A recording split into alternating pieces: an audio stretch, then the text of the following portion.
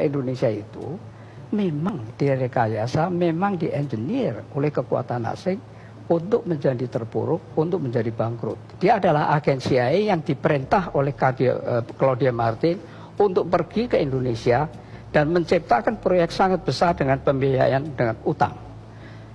Berikan justification atau pembenaran bahwa proyek itu sangat penting. Kalkulasikan untung yang sebesar-besarnya, bangkrutkan Indonesia setelah semua utang kembali kepada perusahaan-perusahaan Main, Bechtel, Halliburton, Stone and Webster, dan Brown and Root. Rupiah ini akan merosot terus menerus sampai tidak ada batasnya, kecuali kalau ada pimpinan nasional yang sangat kuat mengerti persoalan dan berani membalikkan itu. Nah, sekarang akan saya jelaskan secara padat untuk menjadi bahan diskusi. Pertama-tama, saya ingin mengadakan perbandingan dengan beberapa negara tetangga. Itu pun saya pilih, bukan ASEAN sembarang, saya pilih saja. Ya. Per 31 Desember 1970 sampai hari ini, ya, Singapura dolar 19 tahun 70 itu 1 US dollar 3 dolar.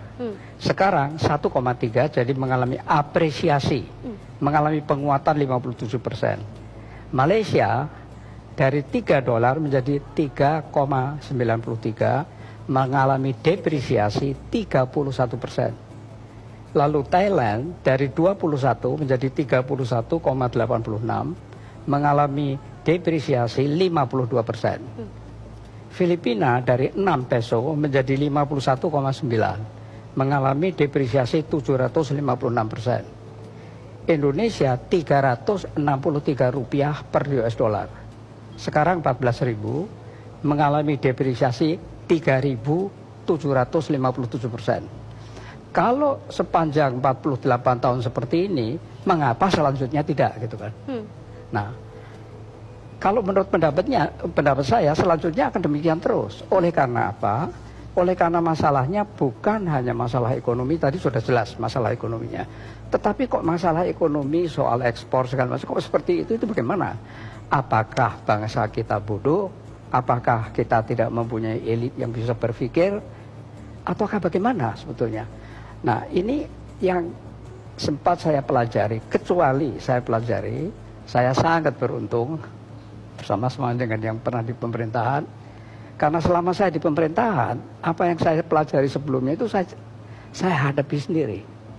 Saya hadapi sendiri bahwa Indonesia itu memang direkayasa, memang di-engineer oleh kekuatan asing untuk menjadi terpuruk, untuk menjadi bangkrut. Sekarang saya ingin mengutip beberapa hal yang ditulis oleh bukan orang sembarangan, Dr. Bradley Simpson, Direktur Arsip Nasional Amerika Serikat yang punya akses terhadap dokumen-dokumen otentik asli semua. Ya.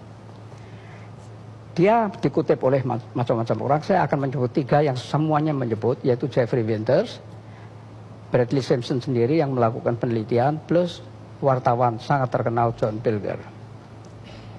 Sejak tahun 1967, bulan November 1967, diadakan konferensi di Jenewa, diprakarsai dan dibiayai oleh Time Life Corporation.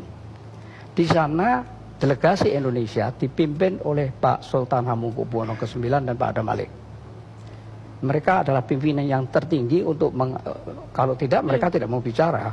Tetapi di bawahnya itu kan tim ekonomi, karena yang dibicarakan ekonomi itu lengkap sekali.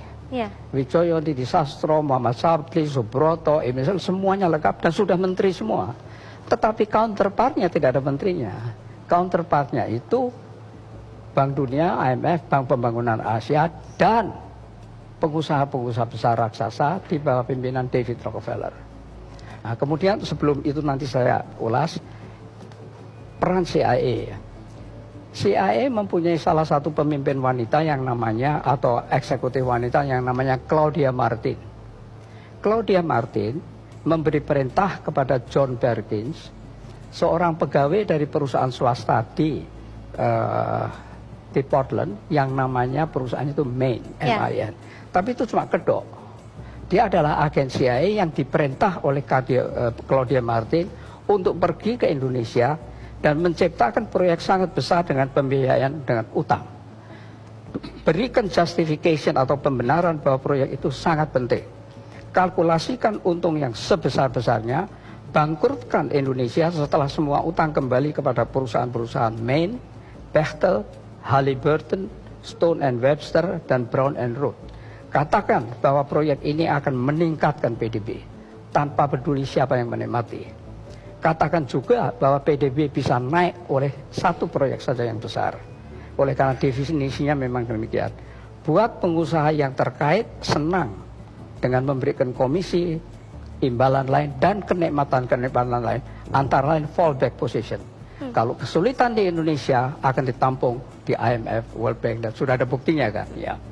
Nah kalau utang menjadi permanen dengan cari lubang tutup lubang, Indonesia akan menjadi target yang empuk kalau Amerika Serikat membutuhkan favors, termasuk basis-basis militer, suara PBB atau akses pada minyak, dan sumber daya alam lainnya. Yang mengatakan ini semua bukan saya. Yang mengatakan ini John Perkins dalam bukunya The Confessions of an Economic Hitman, ditambah Brad Jensen segala macam. Maka kenyataannya apa? Kenyataannya sejak itu terjadi hal yang sangat aneh. Bagaimana ekonom-ekonom yang begitu hebat bisa melakukan hal-hal seperti ini?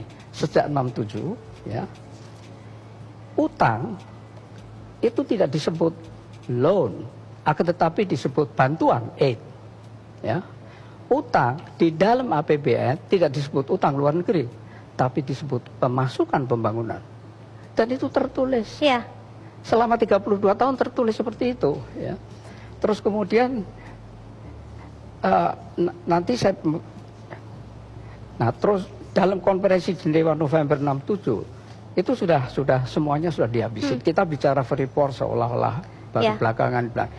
Tapi dalam konferensi di November 1967 mereka mengatakan dalam 3 hari Indonesia sudah diambil alih oleh 5 kamar industri, jasa, dagang. Tapi yang penting-penting saya kemukakan, ketika itu Freeport sudah mendapat bukit di Papua Barat. Sebuah konsorsium Eropa mendapat nikel di Papua Barat. Alcoa mendapat bagian terbesar dari boksit Indonesia. Sekelompok perusahaan-perusahaan Amerika, Jepang, dan Prancis mendapat hutan tropis di Sumatera, Papua Barat, dan Kalimantan. Nah, sekarang solusinya bagaimana? Kalau kita mau mencari solusi, kita mesti membedakan antara 2 hal, yaitu keunggulan itu ada 2. Keunggulan komparatif atau keunggulan kompetitif. Keunggulan kompetitif itu adalah kemampuan untuk berkompetisi ceteris paribus sama 2 negara, tapi yang satu lebih bisa. Kompetitif kita tidak punya. Tadi sudah disebut, kita tidak punya itu sama sekali pada umumnya, tidak pernah punya. Dibuat sampai tidak punya, atau memang tidak mampu betul, saya tidak tahu. Jadi ini memang dibuat terus, menerus, seperti yang saya katakan tadi, supaya terjerat, supaya menjadi target, karena Indonesia ini besar dan kaya. Nah sekarang tadi saya baru bicara mengenai komparatif dan kompetitif. Ya. Kompetitif tidak mampu, sebabnya perlu kita cari kenapa kok tidak mampu.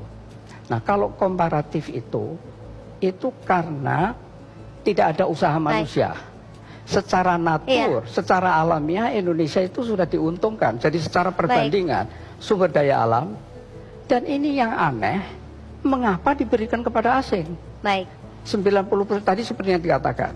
Jadi solusinya bagaimana? Solusinya nomor 1, mesti berani berbicara dengan negara kreditor, rescheduling atau haircut. Tidak mau perang, tapi bicaranya cukup keras, argumentatif, umumkan di seluruh dunia. Itu 1. Kedua adalah mengenai kontrak dari sumber daya alam mineral yang mahal. Kalau sudah habis, ya habis. Pergilah, kami bisa mengelola sendiri. Kenapa setiap kali habis takut mengambil alih?